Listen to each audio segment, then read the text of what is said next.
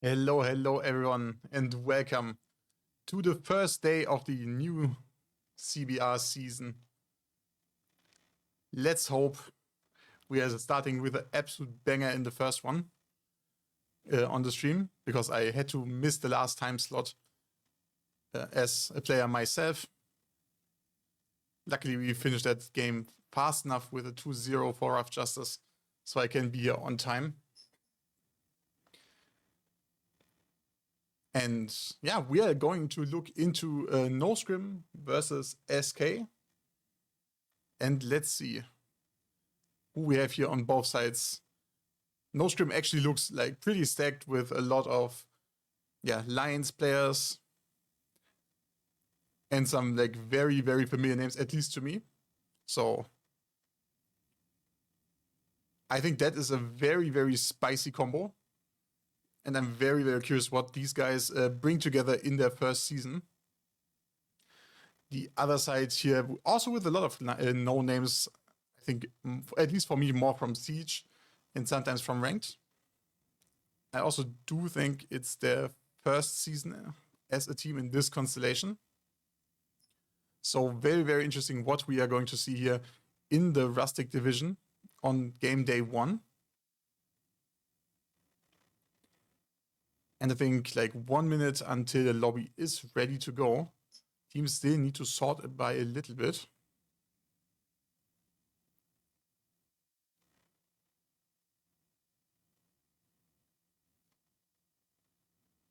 Also, welcome everyone in the chat. Welcome Daddy Center.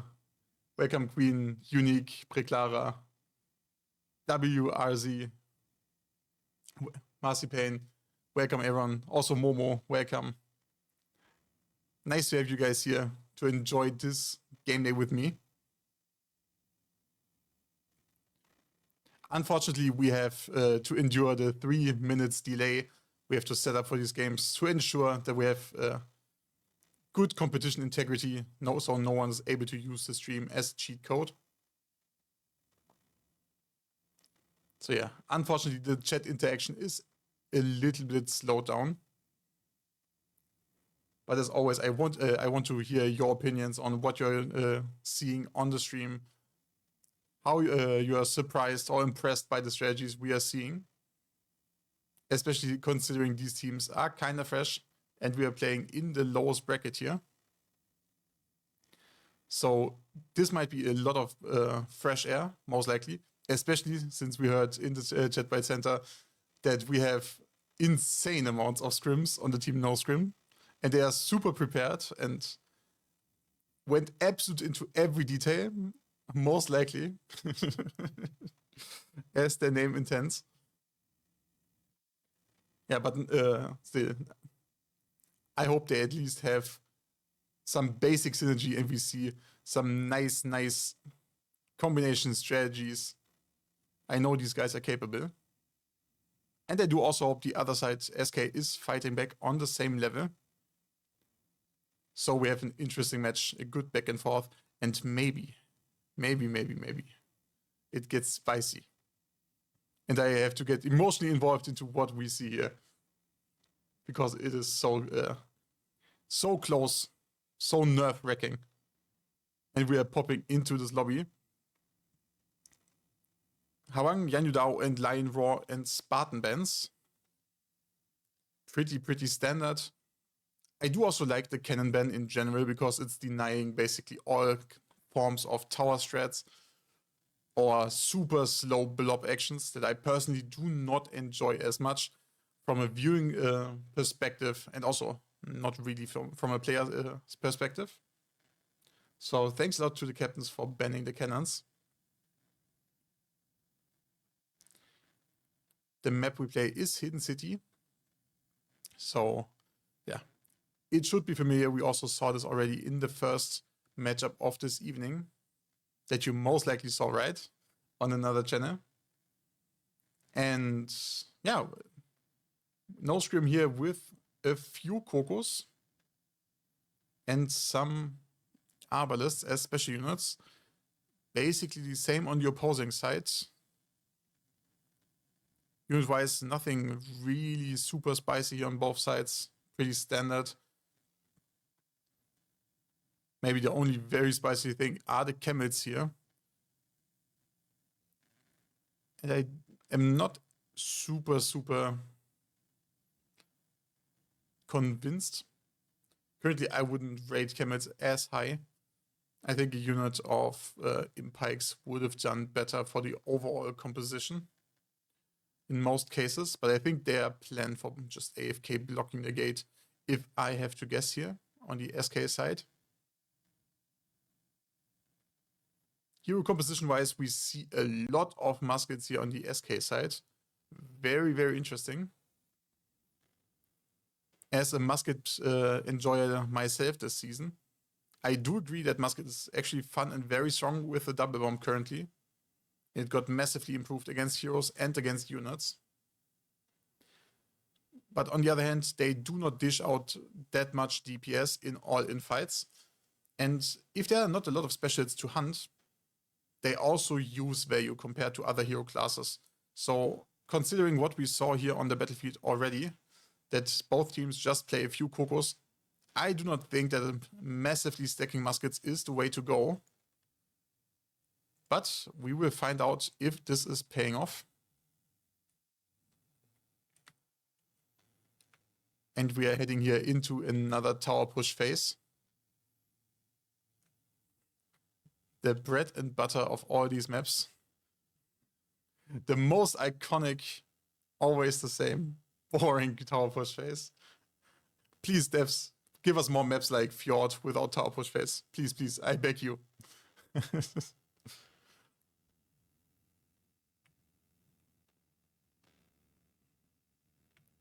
Also, Berko and Ian, welcome in the chat. As always, I love to see when you guys root for your teams, your favorite players. Push the energy here.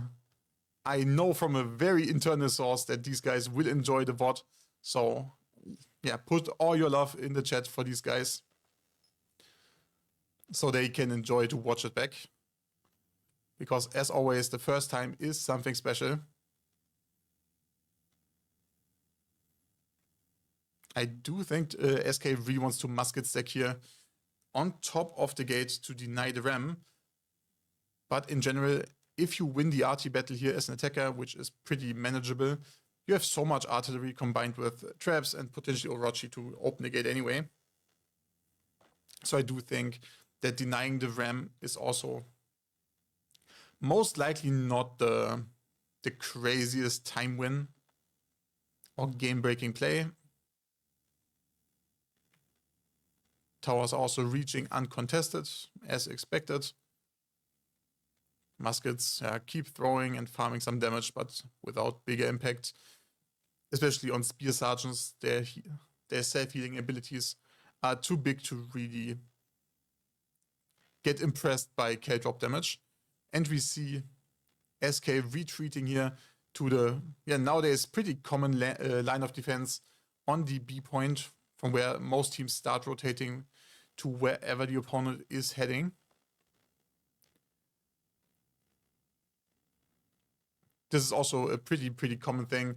If you're playing against Shenjis or Kokos, you do not really want to stand and wait close to the walls where you have free food for Kokos and Shenjis. So yeah, so far so standard. Tower and Ram are still getting pushed. Very interesting that they still try to use the Ram here. But they have so much RT left, I think they could have shot open the gate. No, they couldn't. Gate was opened. Okay, then I take everything back and full double down on the opposite. Very smart move to still open the gate. NoScrim here already looking very good in the beta phase.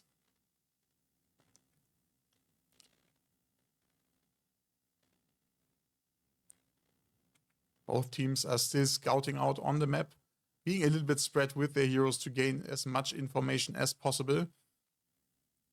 Maybe also for the attacker side to maybe sneak in a little trap. Also here, it is very important for all these teams to control the top of the walls if you're planning to bring Kokos to deny every longbow musket the space. So in case you're a heavy player and you do not know what you have to do while you're waiting for the push to start, just get ready and smash some musket faces. Wild trap, I think that's a miss.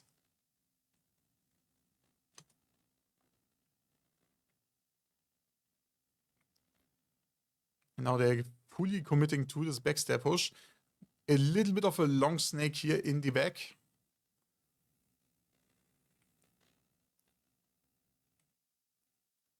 And they're moving into the supply, it looks like. Coco staying on top. Being ready for this backstreet. Momo here. On the Kokos, getting a good angle into the main fight. Very, very good. Unfortunately, the timing here is not the very best on NoScrim. But maybe the delayed players are capable of denying the back flank. And it is not looking too good here.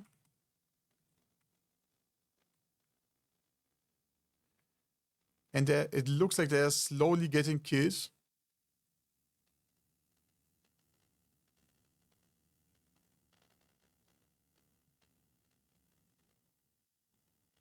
Momo still farming with his Kokos. Maybe it's now the time to start going out with them. Because they're most likely empty by now. One last throw. And he should just now refill and not lose them. Because losing specials, especially I think they just drafted 2 Kokos overall, is unnecessary. And he retreats at the right moment. Unit trade here, not the best for NoScrim. But they still have a lot of units in their back pocket. And they maybe they have to just go towards a little bit more split pushing.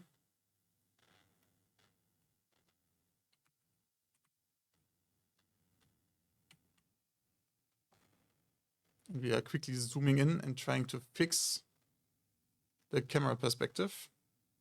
Okay. I think the little lag caused a little bit of drifting. I'm very sorry for that. But with the rejoiners, they immediately managed to take the right front supply here. Which is in general a very good access point. But now they need to be prepared to block the supply. Because they did not look like they were convincingly winning these 1v1 like full-on blob fights. So they definitely need to play around the supplies as well. Keep their own supply open and deny at least the closest supply for the opponent. Getting ready here in the middle street.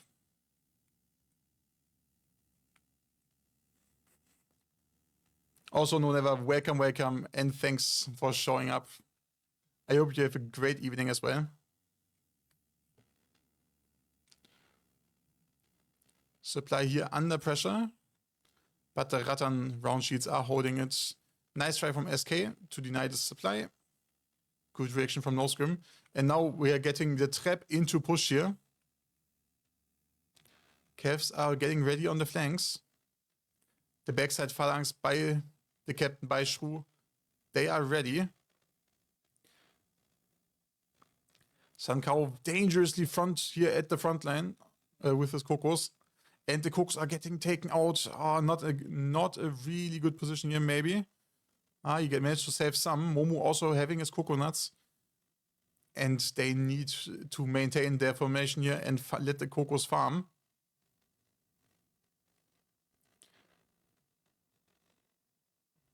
This looks now way better than the first fight here. No supply for the opponent, but they can play W's. This is now the dangerous part. NoScrim did not manage to block the supply, and now they have to face the W units. They convincingly win the fight and take the point for now. But the wave of respawners and W units might be dangerous. But actually not. Too many of the opponent team started retreating and let all the repulled units die.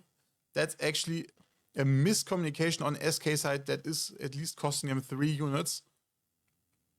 And now it's a chance for NoScrim to make another huge objective fall. The left supply here will fall most likely. And SK, they will struggle to immediately set up on the end cap. And the heart rate is raising for them.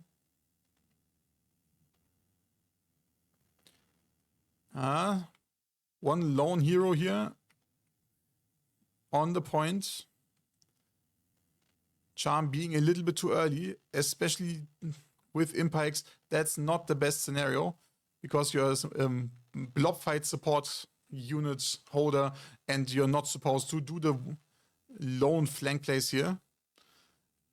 And now, good retreat by NoScrim. They were not fully ready. They had to reset on the supply still.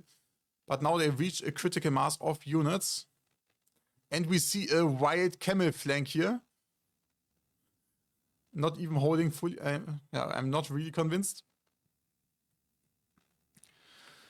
These camels are very long, very useless. And as long as they are useless, NoScrim are absolutely rolling through this main fight here. And now, bit by bit, SK is dropping into the fight. And they're getting absolutely rolled. Good Kev here. Good Kutlius murdering the rest of the formation here from SK. And NoScrim is progressing slowly but surely onto the end cap. Good anti-Kev here, farming the Kev on the backside. Nice aggressive dagger eggs, farming the Grandpas and the Reapers inside the spawn, nearly, or definitely in front of the spawn. And that looks like GG for NoScrim and the first win.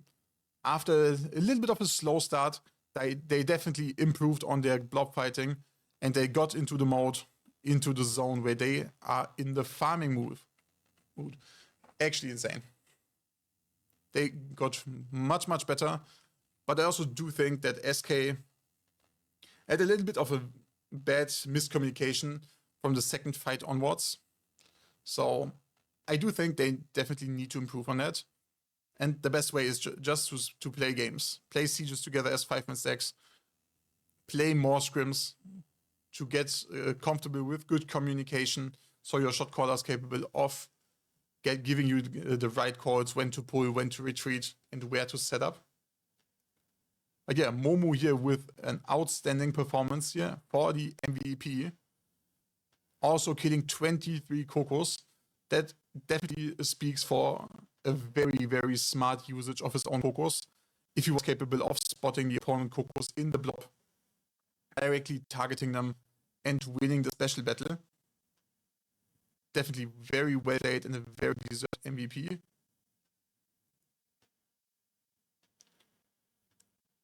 Also unlucky Tyke. Solid second place here. The captain, who would have thought taking here the bottom slot. I mean, we're living this in Rough Justice as well.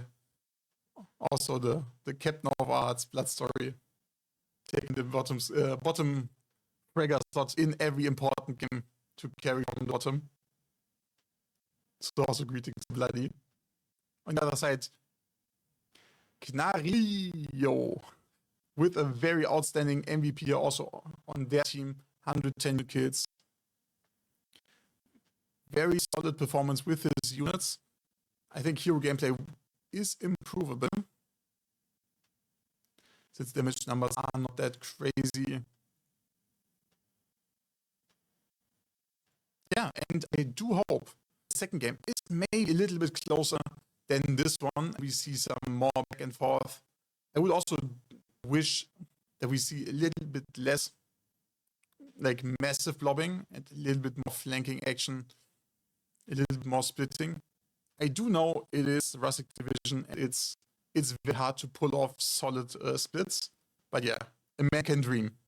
So everyone, get yourself a quick drink, a quick toilet break, and I will see you in the lobby of the second game.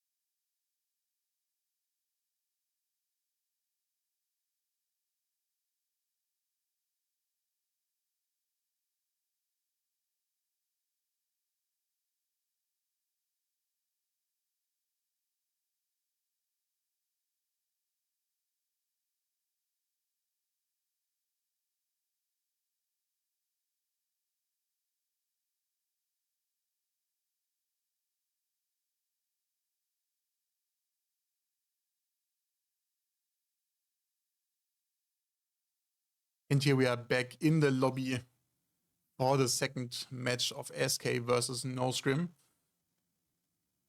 And yeah, also greetings to Momo again in the chat, being very, very humble and saying his team did the work and he just did the throwing. I definitely appreciate this attitude. And of course, the whole thing is a team game. And without the ones in the front getting the beating, the special players will never shine. I definitely agree. But still, there are nuances to how to play Kokos. And that's why I definitely highlighted the kills on the special units, because these are very, very important. And they definitely divide the better Koko players from the worse ones. Because winning this special battle is, in fact, very, very important.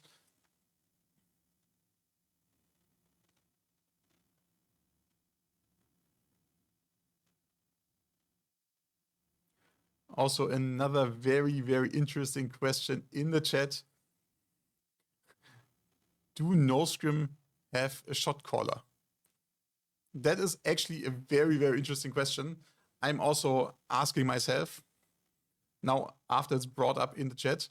I do assume it's Shrew shot calling, but I have no clue. And very often in these new teams, they might be still in a kind of finding phase where they need to establish their communication in general, like who's speaking more, who's doing maybe like more shot call calls, and who's giving very important information, etc., etc. And to learn this and balance out the voice comms, that will definitely take some time.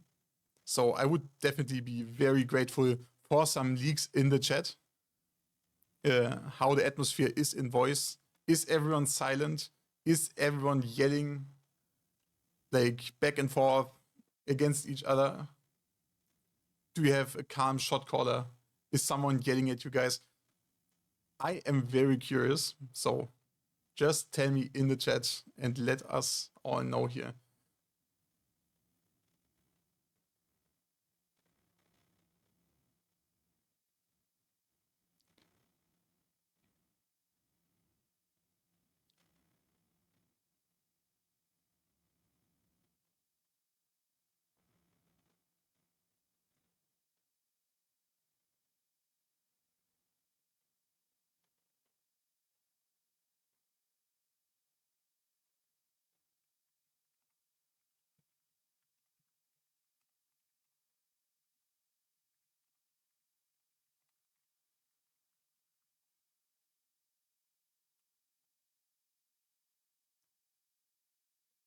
And guys, we are popping here into match number 2. Let's see how NoScrim is trying to defend Hidden City. Do they provide us with something spicy, or are they going for the standard sit on B and rotate wherever you need to be? Special unit wise, we see some blue archers on both sides. We see Kokos again. I do think the lineups did not massively change.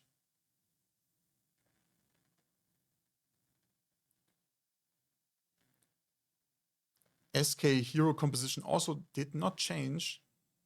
I really would have expected them to at least swap out a few muskets.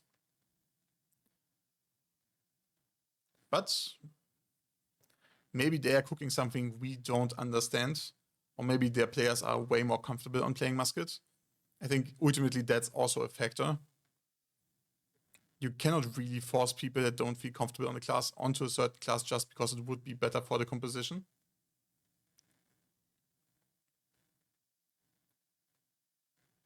But nonetheless, like I do like the hero composition on the side of NoScrim nearly perfectly. Like a good amount of long swords, a good amount of glaives, a good amount of poleaxes, 2 muskets. Actually, absolute brilliant composition for team fighting. I think the mauls and short swords are a little bit debatable as classes, because I do think they are not providing something super unique that is a must-have. but I do know that WRZ and Preclara are very, very comfortable on the short sword class, and I do think forcing them onto something else would not make sense, and they will definitely bring their value on the battlefield with solid supply blocks, good backline dives. That's at least what I expect. So guys, do not make me look bad and give me what I'm predicting.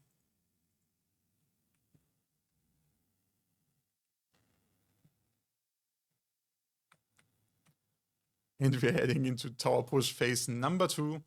I do think we have spoken about nearly everything regarding this tower pushing phase. So let's look into the chat and find something we can talk about during the waiting time.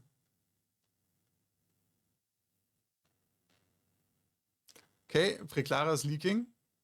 We are muted in Discord. Okay, I see. Full solo queue experience. Considering them being muted, the synergy definitely looked pretty good. That most likely is the outcome of having a lot of veterans that also usually play together in a team. So there's a lot more natural synergy. Okay, mass musket spam here in the front is taking down all the artillery pretty fast. But this is most likely not an issue of any kind.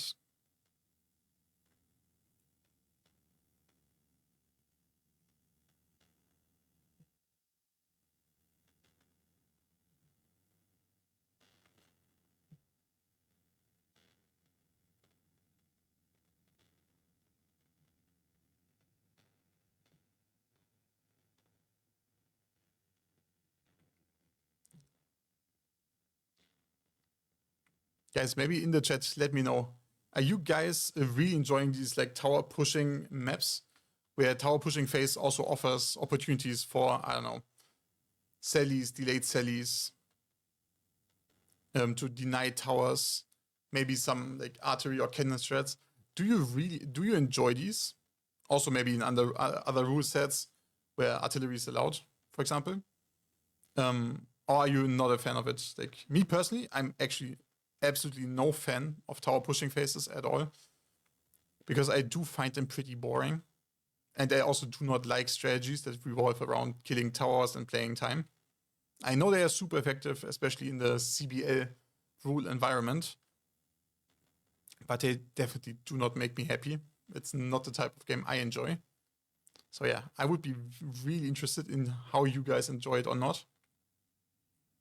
And we see here a little mini hero Sally that results in a mostly own team trap by SK. That was a lot of panic there, I assume. Good little hero gameplay here by NoScrim. That's something I actually do like to see, since you guys know I'm a big advocate for hero play. Make heroes great again. And people, yeah, I'm a big fan of people that understand how to use the hero to create these very little advantages. A points getting taken here by AZA nonetheless. NoScrim lurking here a little bit with heroes, maybe trying to snag some of the specials, the Cocos that are coming up here. So maybe a good targeted dive by the glaive. A little bit late horse timing here to have a chance. But in general, good hero usage. Again, getting as much information as possible. Holding here in front of the wall, kind of dangerous. God bless, the Cocos are throwing into the wall. But the fire archers from the top are working. And now it is very, very important to get a good solution for NoScrim. How to prevent these fire archers from exploding their Cocos. Okay, hiding them in the back of the map might work. But then the other question is, do you really then want to have your units that much in the front?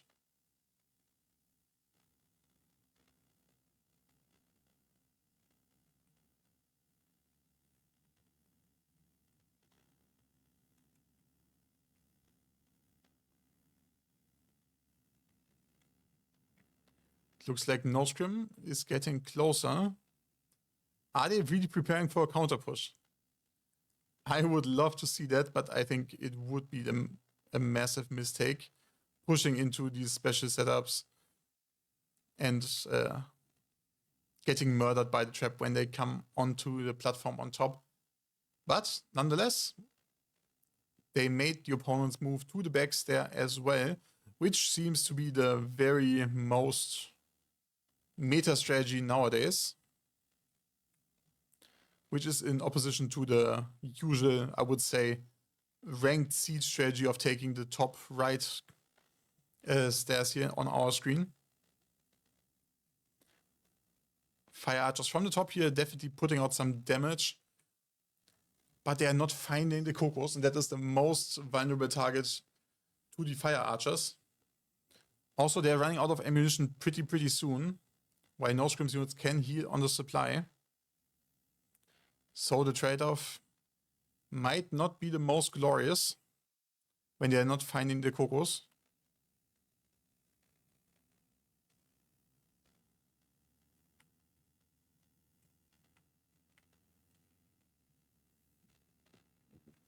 And we are waiting and craving the action. SK doing a full rotate again. Yeah, I think we have to speak about rotations another time. In general, if you are trying to out-rotate your opponent, it's not that of a great idea to do this on a map like this, where like the defender has a very short way where they can just move in the inner side of a circle or a square, when you as the attacker have to go the long way, because they will naturally out-rotate you unless they are making huge mistakes. So most likely you're not going to get like crazy advantages speed-wise. The only thing you can maybe achieve is trying to pull them through trappable areas or make special units exposed to your fire archers. But that requires a lot of good coordination and a very good archer and anti-special player. And they're rotating it again. They're losing a lot of time here without significantly improving the unit rate. They also did not really get the Cocos. So I do think it's a little bit, a lack of confidence, I would say.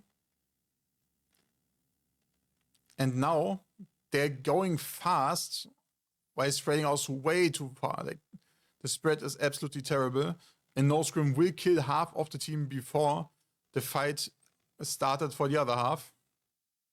This is a very dangerous fight here for the attacking SK, and just setup-wise, I would predict they're getting murdered here. Momo again on his Cocos, throwing now with unlimited ammunition into the blob. Momo, do not forget to use V mode to spam between the normal throws when you have unlimited ammunition. Reposition here for a nice solid throw again. And these Cocos are cooking. And it looks like NoScrim are absolutely rolling here. Also, very interesting Star Wars here defending the outside. I'm actually not a huge fan of this. Like, Star Wars belong to the front line. I know they can counter certain cavs, but that is definitely not the play here, because they definitely lacked frontline power. And here we saw a gameplay that is very like usual on SK side for a pretty much new team, on an unconfident team. They just hesitated to push for a very long time. And then they do a rushed action that is lacking coherence as a team, and they just get murdered for overpacing. They also now try to make the fast play through the middle, but NoScrim anticipated very well that they are going through the gate with the respawners. They're immediately awaiting them and murdering them in the gate. And I think that is already the pre-decision for this match, because they now only have 4 minutes left while keeping to drip in one by one into this blob that's waiting around the corner. Momo coming also back with his Cocos again, and he, unless the Nodachi is outplaying him, he keeps farming into the blob, and this looks like Momo might get at least a decent amount of kills here, again, only from his Kokos. Dagger X that make it semi-deep into the formation, but ultimately hang in the phalanx. And we see an absolute solid performance here by NoScrim, dominating the battle here with a 1,000 unit lead. As I said, like, this is most likely the pre-decision. 3.5 minutes left on the clock here for the attacking SK. And it looks like some of them are a little bit out of ideas, just camping here in front of the gate, which is not a great idea, guys. Come on, do not do this. I do see this very often also in sieges, and it sometimes makes me sad to see this in the competitive field as well. Like when you are losing pushes and then people semi-idle in front of a very bad pushing position to wait. I'm actually not a fan. And if you show this in competitive, it definitely shows me that your team is lacking experience and you definitely need to go back to train the fundamentals. And I think maybe that's also something I cannot reinforce enough for all these teams. If you're new to competitive scene, start training fundamentals. How to W units, how to rotate as a team, how to make calls, etc., etc. These will make your games way more effective. And they will also improve your gameplay way more than trying to do fancy strategies. Yeah, and they keep losing even trying to do so here. And they're wasting time. Now the rotation to the top is coming, but they wasted another 1.5 minutes. And they are getting also answered by NoScrim. I think they are already in the relaxed mode of trying to farm as many kills as possible. Because most likely they might lose this little skirmish here on the wall, but then these players can retreat to the supply.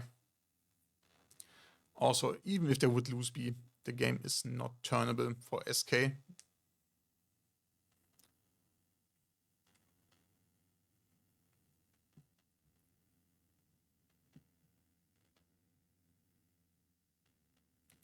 Also the push out of the gate here, coming up the tower. And now we will see the absolute turbo sandwich on the wall.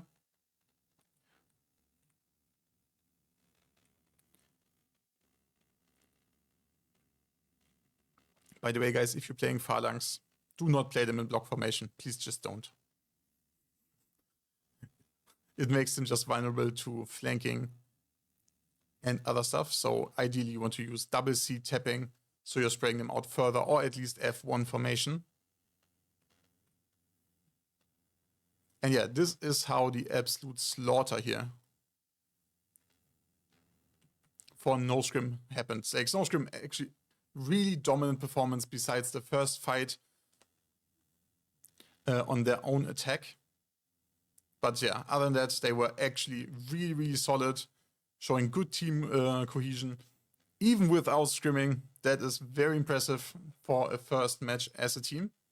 Congratulations for winning this round. And I'm very hyped to see the next week.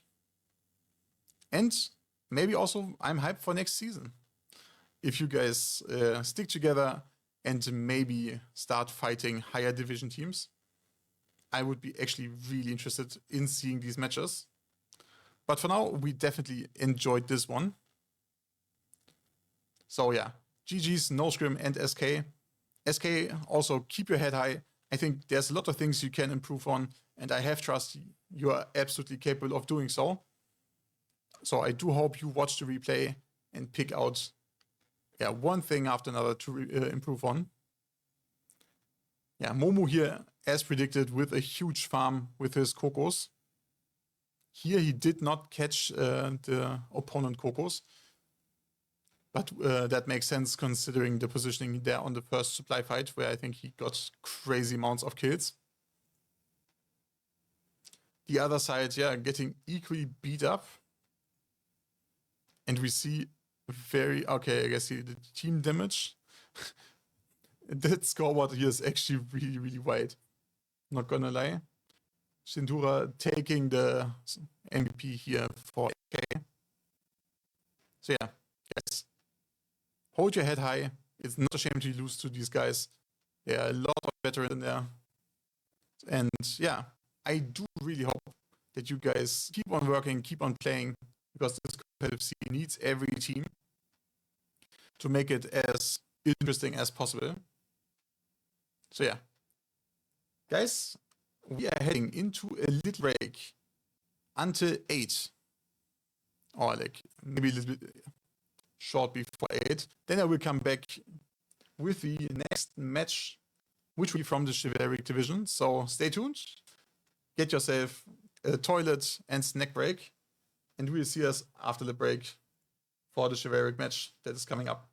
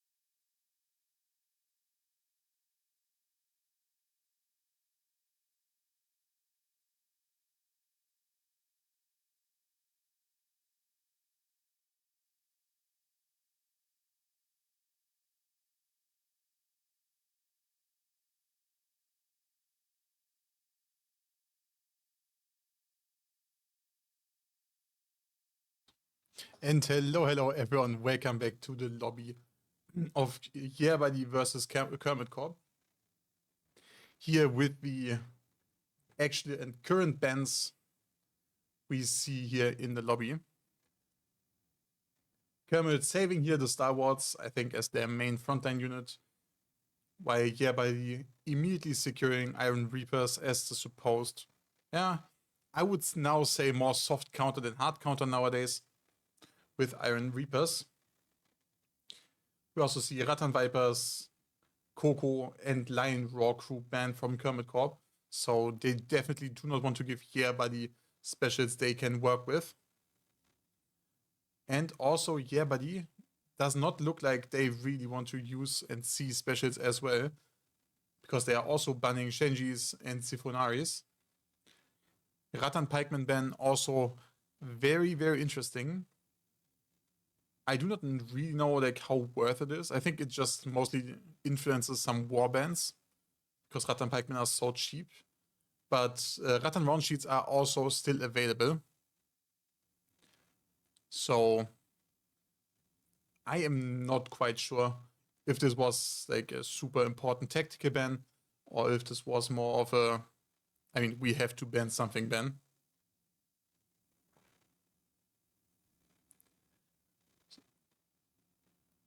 So yeah, now it will be very interesting how both teams will go and play this game.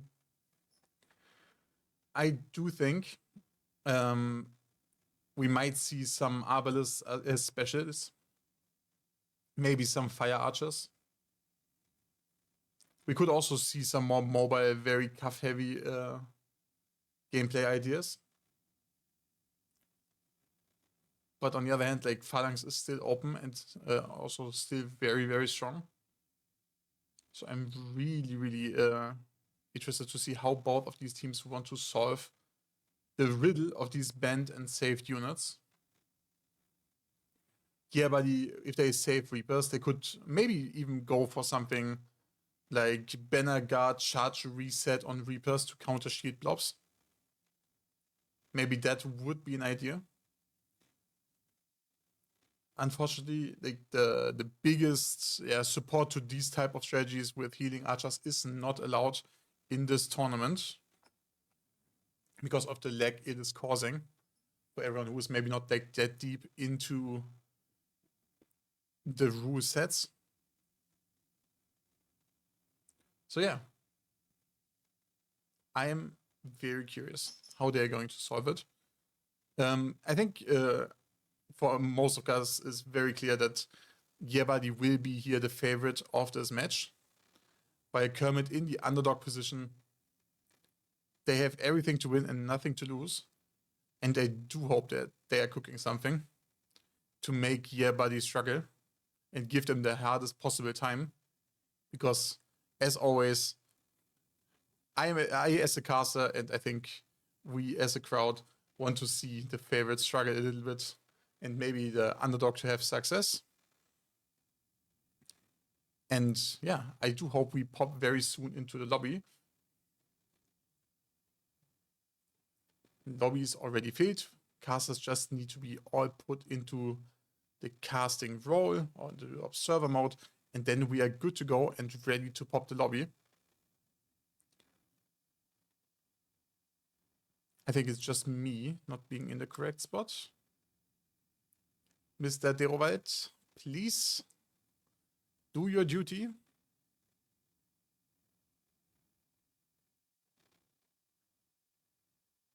Ah, perfect.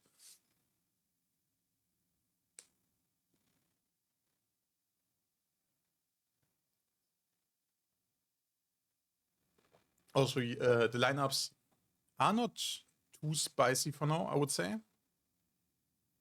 Nothing super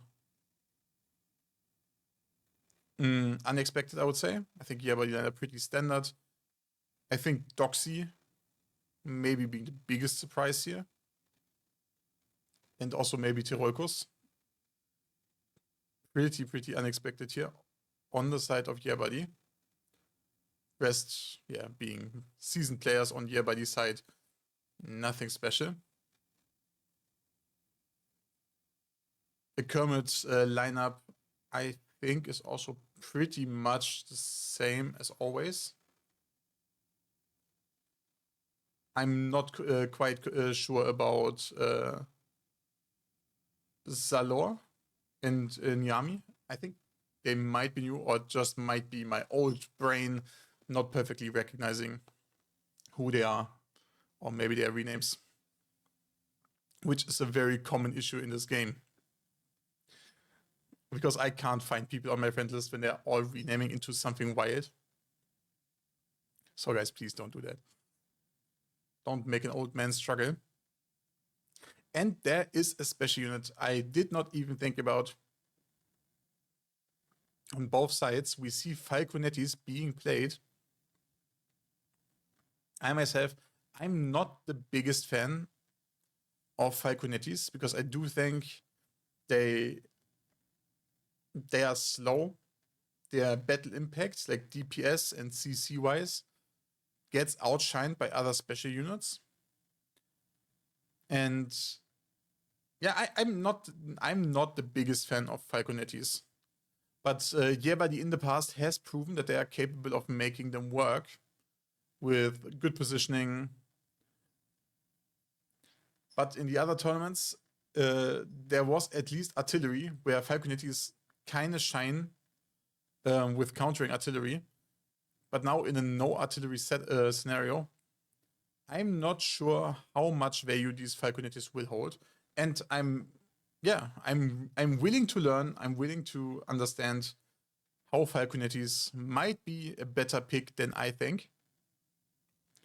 Unit warbands so far pretty standard for first division teams. Nothing super special. So we are not diving too much into detail here. But we definitely will keep an eye on the Yerbadi Falconettis because I do want to see how Dunkel is using them. Especially on the defense. One idea might be some sort of tower destruction when they want to take a wall fight. On the other hand, I don't know like how amazing wall fights are if you are not having Kokos, for example, to punish people on the towers directly.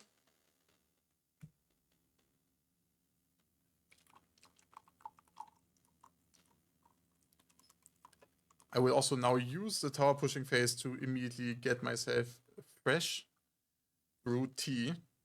So my voice is holding strong.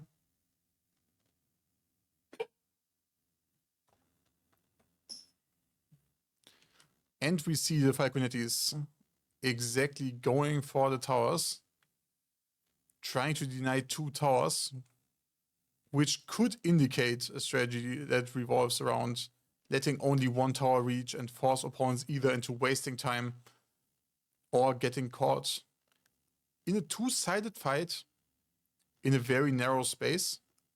I think that is something Yerbadi then could do on the wall.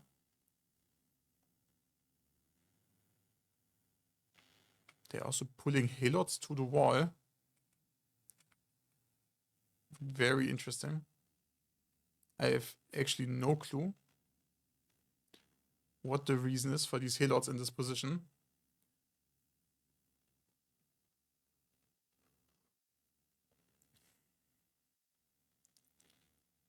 Also, towers not getting attacked anymore.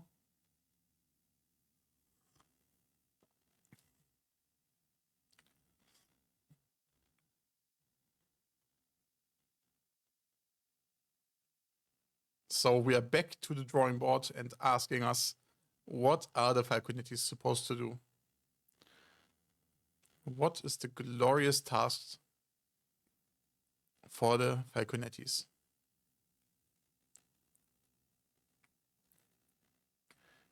Yerbadi holding close to the wall, which is possible and not a mistake in comparison to the last match we saw because Kokos and Shenjis are not open. Still, muskets might be a threat. The attacking Kermits also, I think, have 2 musket players in the current lineup, so there will be a decent amount of poke. On the other hand, Yerbadi gains a lot more gate control and a lot better control of their own supplies if they are managing to hold next to the stairs on the bottom at the cost of the opponent high ground, which is not as bad, as I said, as in the previous game due to the unit bans. And Kermit setting up on the wall here. Amir and GER going outside, trying, I guess, to bait some action in the backline. Maybe snacking off some rotating special units, maybe getting some kills in the open.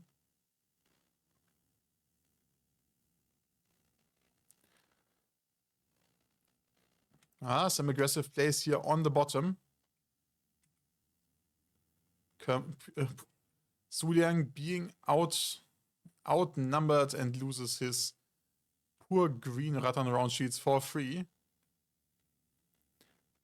And now definitely there's some threat outside. Are they rotating back? They're going to try to 2v1 Suliang here. I'm actually not quite sure if this is the correct move, chasing a single player without a unit. That even if they kill him, might respawn super fast next to the battle. Maybe, just maybe, they should be more prepared to get into the back of Kermit. Because currently Kermit is outnumbering Yerbadi here in this fight. Fortunately for Yerbadi, Kermit is not using this advantage and gives them the time to cap the supply and get ready in the flank, which is the worst outcome for Kermit here. I'm very convinced they should have made their move earlier, because now the special units will get threat from the back. The flank here with the dual blades being a little bit delayed. But in the current sheet meta, that's not the worst, because sheet meta fights take longer. Amir also gets mirrored by one set of stalwarts.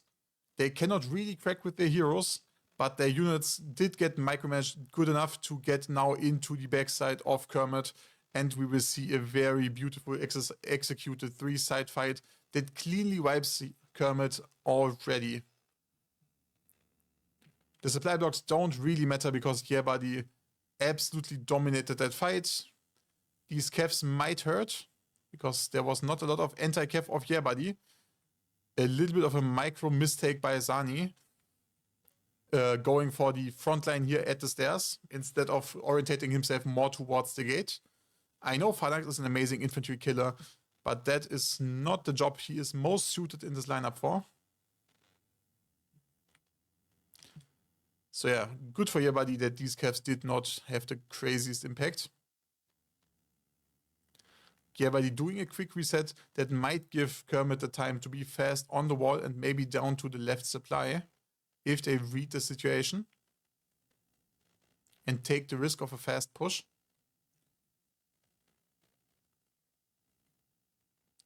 Okay, Yerbadi now bringing out the double Falco, okay. I think they might now set up behind B for the double Falco play to just have more long-range damage.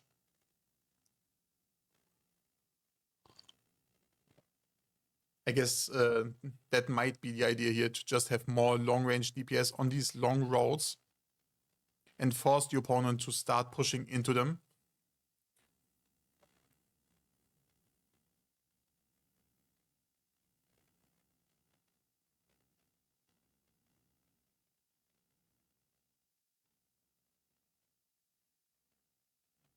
Yerbadi taking the middle road here.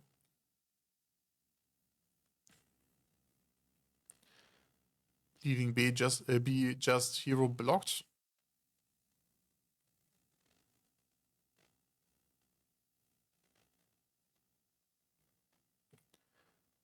And GER and Amir getting caught here by the Kermit blob. Now they are kind of too early in the flank and they will pay with their lives for it. Yeah, the whole Yerbadi blob now pushing up. I don't know if this was intended, like this kind of pressure on the side, the bait, if it was intended to make space for the yeah body blob to move closer and keep the priority on the Falcos in this main street. I'm not quite sure if this was the strategy or if it wasn't even needed, because the yeah body was already set up previously. Supply now gets blocked over and over by the dual blade. I think it's Kirk, I'm not quite sure. Oh, it's Amir, okay. And Kermit now taking the road around, trying to avoid the double Falco disadvantage by trying to be the first on a certain angle.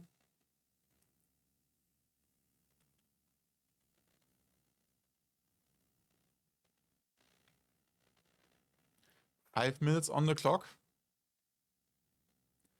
Amir now again ready to flank from the backside with Shield Maidens.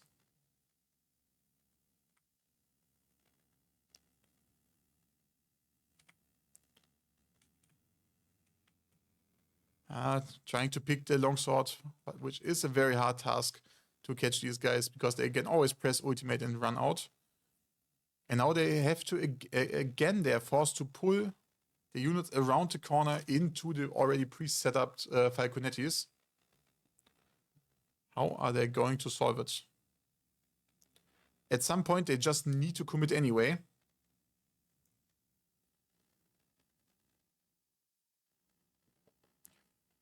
Maybe they're giving Yerbadi too much respect, which definitely plays into their hand to abuse the Falco's pre-fight and dish out so much damage before the fight actually starts. And now Kermit is on the go, putting a solid trap here on the middle of the point. The gate arch already being gone, opening a little bit more hits. Huge flanking cav by Yerbadi. And that looks like another very, very hefty wipe against Kermit.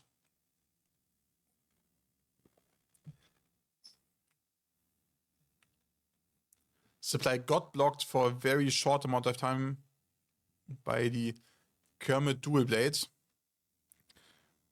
which did not matter because they massively lost the main fight to an extent where the reinforcement from supplies did not matter at all. And also Yerbadi with a very, very good fast rotation towards the gate to immediately intercept the rejoiners.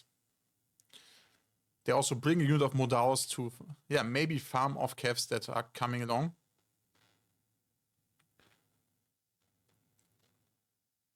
Yeah, and so far the Falconettis worked quite well for Yerbadi, but I'm not quite sure if the reason for this is also the huge respect Kermit is paying Yerbadi. They played very, very careful and did not try something with fast split pushes, etc., etc., which I do think would have been maybe the better measurement against these double Falco blobs Yerbadi was presenting here. Because, the map gives you a lot of different angles to come from. So you can flank into these blobs. And you do not only have to flank with one type of unit. For example, like a full Cav flank is not the only thing you can play. I mean, there's currently, like, Queen's Knights have been buffed. And you can play Cav and Queen's Knight flanks. You can flank with Orochi. There is fast infantry units you can use to clean anti-Cav. And combine it with a fast Cav. And now another fight here at the stairs. Both sides still having a set of Falcos. But once again, Amir is flanking. And they're again pressuring amazingly into this backline. Catching the Falcos. On the bottom, it's more of a one-side push by Yerbadi. I'm not in general like the biggest fan of this. Like the previous fight was better because they caught them on the bottom also in a two-sided fight. But the flank over the wall will most likely give them enough advantage. But this fight is way closer than the previous one. Maybe really due to the fact they did not catch them in this two-sided situation at the bottom of the stairs.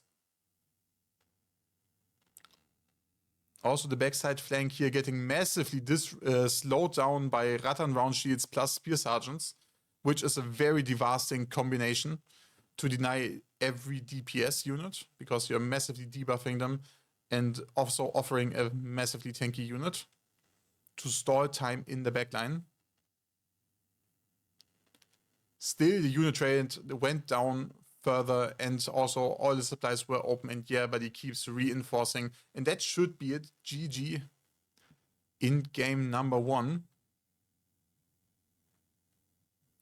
Yeah, for now, I do think Kermit just paid too much respect to Yerbuddy, which on the one hand, I can definitely understand on a human level, on a level as a competitor, to give them a lot of respect for what this team was already capable to do in the past.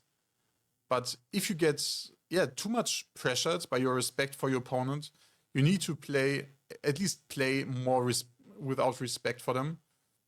Go more aggressive, be more confident. Because I do think it's a very important thing, mindset-wise, to play for the win always and not trying to not lose. Because exactly that's, at least to me, Kermit's playstyle looked like. They were so careful and they did not want to make a losing move, that they were just slowly throwing away their momentum, their pressure, or the opportunities to pressure. Also, huge farm by Turbojob. Also, not the craziest hero damage values. Very sad thing of the current times. Heroes are not that necessary anymore to impact battles on a high level. Very, very sad, but also very, very strong performance.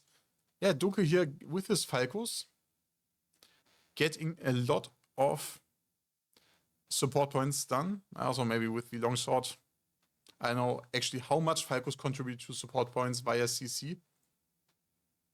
On the other hand, Zeslaw with a 93 unit kills. Definitely better damage versus units. Unfortunately not enough to make his team shine more.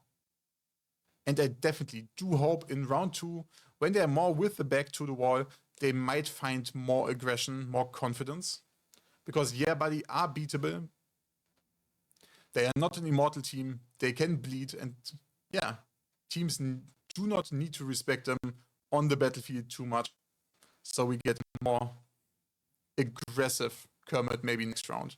So yeah, grab a quick snack, go to the toilet, and I see you guys in a few minutes.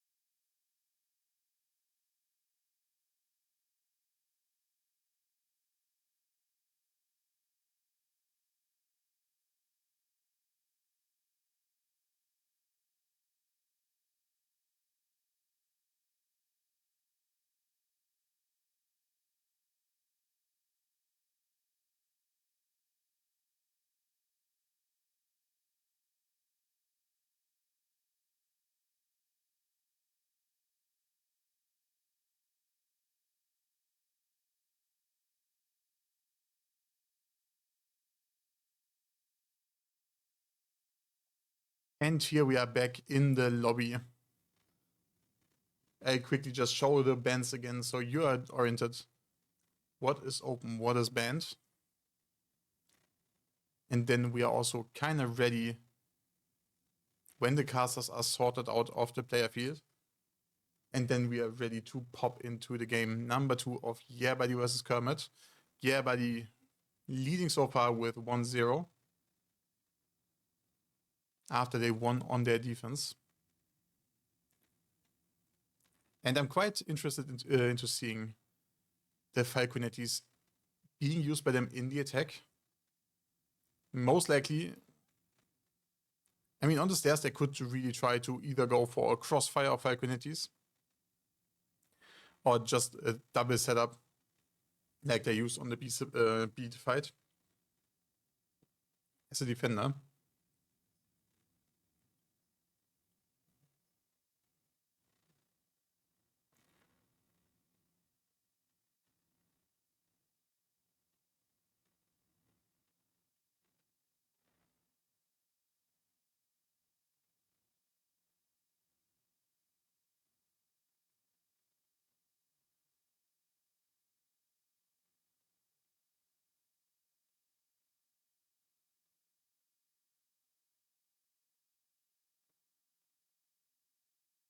Okay, second caster is sorted, and I think it's only one more caster. I'm not quite sure.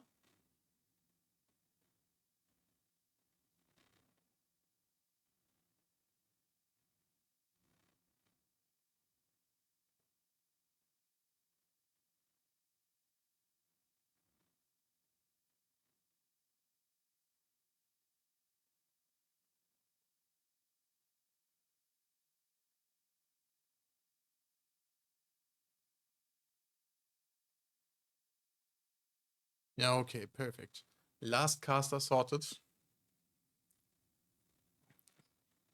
And I do hope we get to see something very interesting here.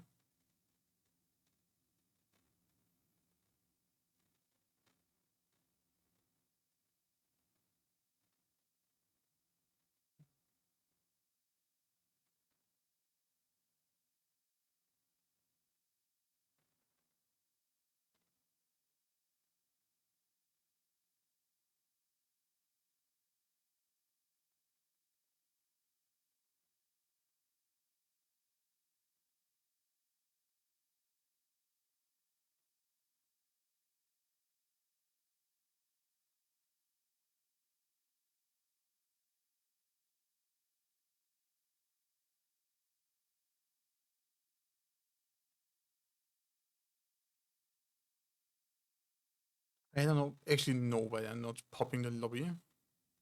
Let me quickly check if there's something on the ready chat.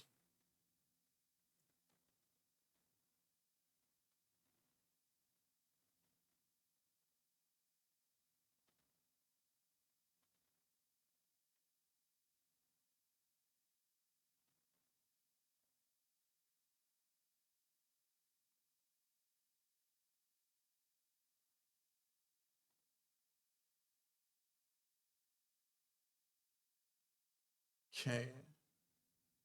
No different announcements so far. Okay, we see the ready check.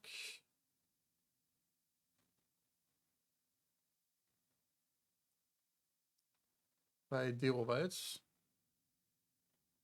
So lobby should pop very soon.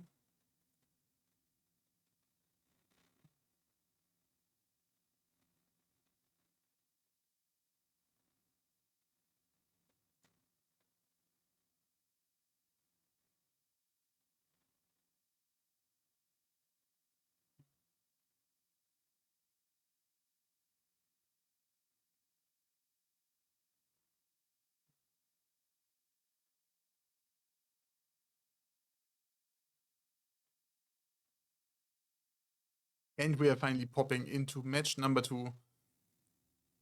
Will Yeah Buddy go for the clean 2-0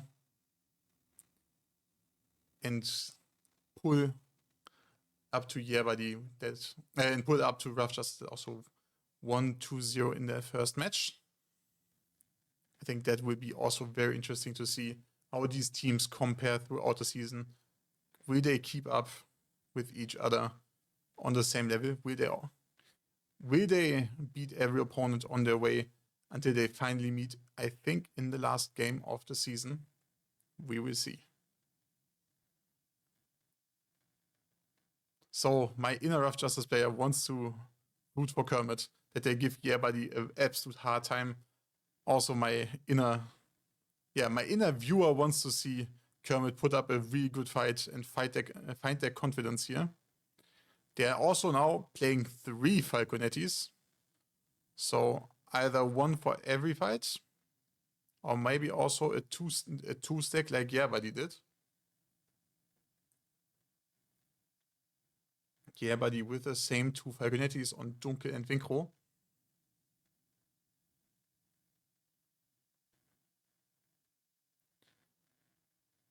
Also very interesting, I think a detail we did not really speak about.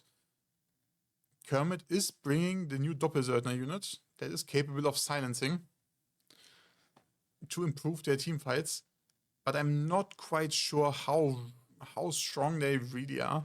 The silent window is not that long, and a lot of units that are currently strong do not rely on frequent ability pressing, so the silence is not really messing them up too much. But that's definitely something we need to observe for the future. I think the matchup is too uneven to really take conclusions from the results towards the specific unit comps. So it's more of a theory crafting idea of mine.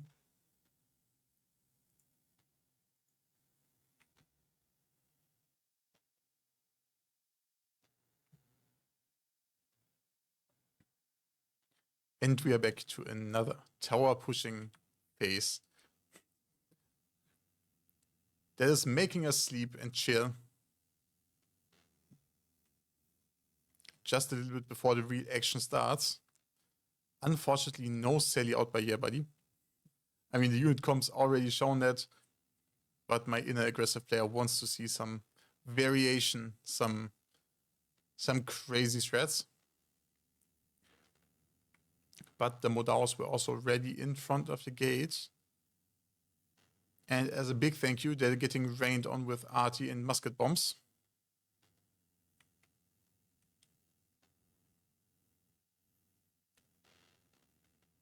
Yerbuddy having 2 musket players, so they can inflict some damage definitely onto these Modaos.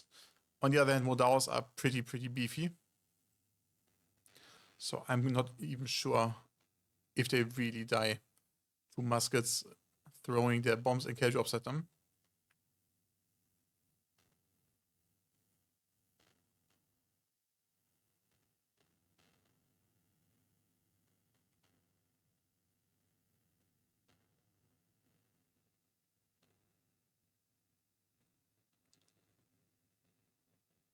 Also, since the captain did not really put the team names, Yerbuddy is on the attack and Kermit is on the defense. So Team Red is Yerbuddy, Team Blue is Kermit. So there's no confusion for you guys. I'm very sorry. Since all the teams were most likely doing it, I did delete my own team name settings. I don't know, I have to ask in the caster chat if the captains are supposed to do it or not. Otherwise, I will just quickly, for next time, make my own team name stuff again.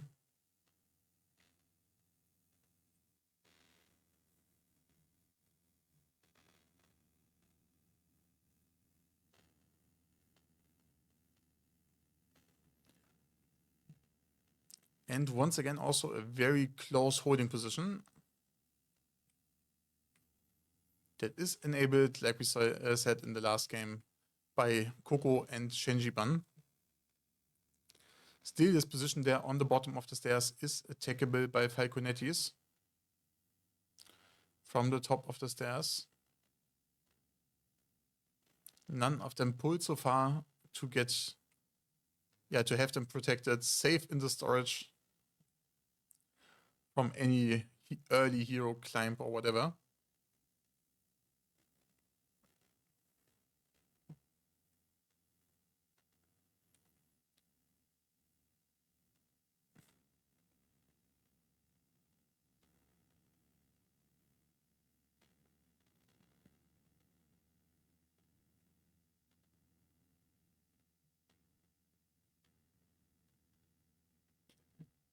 Yeah, but taking the A point here for free as expected.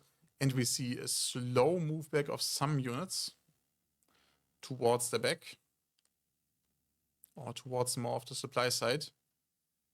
In general, a good idea to try to keep these bottom of the stair fights as two-sided fights.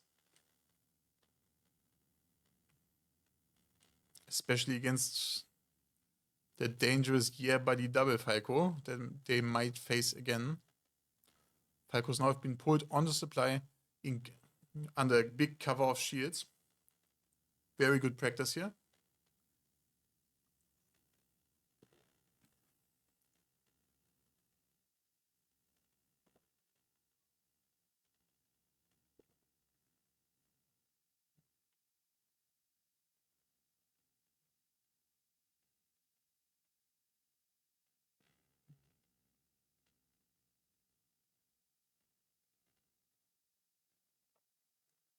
And it looks like Gear Buddy is also going to try the back stair play.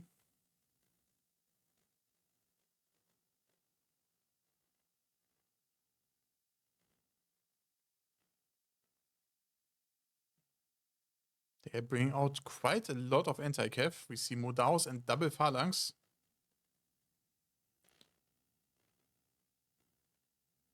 And we see a very, very early answer here by the defenders, by Kermit, on the bottom of the stairs.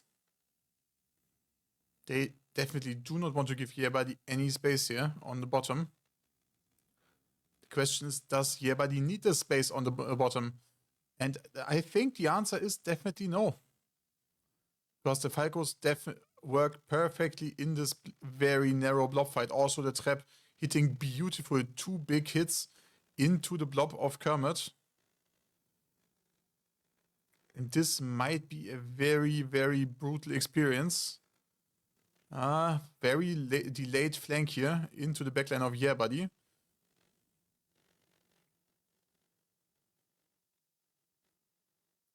Another trap hitting here. And I do think that is definitely not the fighting position Kermit really wanted. I don't know if they never tested the traps on this map, because that's definitely fundamental. Knowing and learning where the traps hit as a defender, so you wisely pick your fights. And they definitely picked that fight intentionally, because they pushed into Yerbadi when they were on these stairs. And Yerbadi now goes for a reset.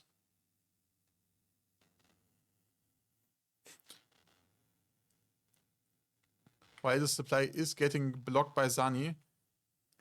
Crazy blocking combination with a short sword and a shield unit. Either Stalwarts or Spear Sergeants, both of them are crazy, but Spear Sergeants on the supplies are even crazier. And also a catch on this non-attention paying Phalanx by Stellaris. And now the question is, where is Kermit going to fight them? They have a lot of cav out by now, and they are pulling a lot of units on the supply. So we'll see a clash on the B point here. And Yerbadi has Arbalest in place. So cav flankers beware. But now we see the double Falconettis here by Kermit. But Yerbadi with a quick and hard engage, while the Falcos are not really set up. Will the Falcos now deal enough damage to really turn the fight around? Or were they just too late? B-point is all the time getting captured. Huge cav flank coming in.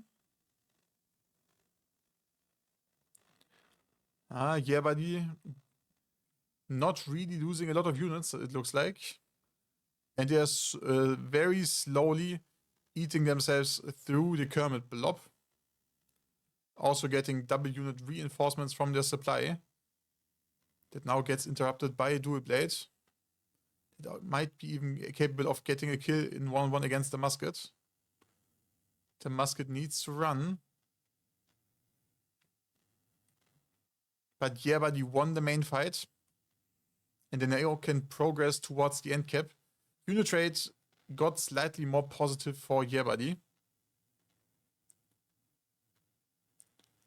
And we see a very fast lazy here on the end cap, supported by Dunkel, trying to get early pressure on this end cap. Very greedy play. They do not need to do it, but it looks like that they are capable of doing it. Good trap into the reinforcements from the base point.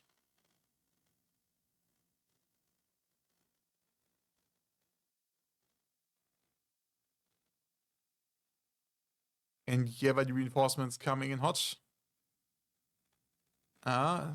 Only half blocking the Kev that now makes it through. The Dagger X definitely hit hard here into the Yeah Buddy blob by Zuliang. But the Yeah Buddy trap hits harder. Another very, very good trap here into the very choked up units. And there the very hard aggression here by Yeah Buddy and the snowball really pays off because they force Kermit into this very, very bad spot that gets murdered by traps. And just maybe they should have just split up more or taking a different route that is not as trappable. But that's definitely something that is super hard to pull off in the heat of the moment when you're under pressure, you're with the back against the wall, and the opponent is rushing towards your end cap. And another trap destroying the hopes of Kermit here. Unit rate getting worse and worse and worse. They keep dripping in one by one, and it's only a question of time until Yeah Buddy has won this game.